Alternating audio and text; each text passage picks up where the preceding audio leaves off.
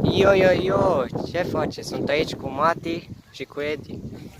Și vom da acest cauciuc pe care l-am găsit pe jos, foarte la nimereală, pe această rampă frumoasă.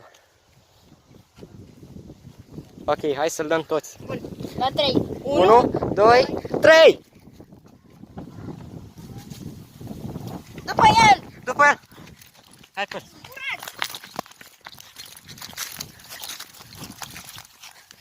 A trecut prin niște bureni, s-a oprit aici.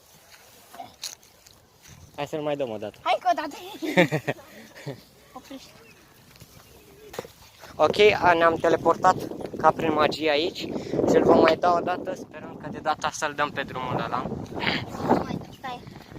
Hai să îl dăm aici. Îl dăm pe o rampă.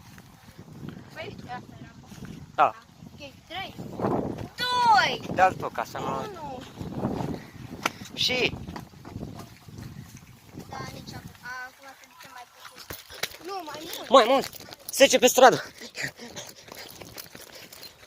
Mama, apropie pe stradă.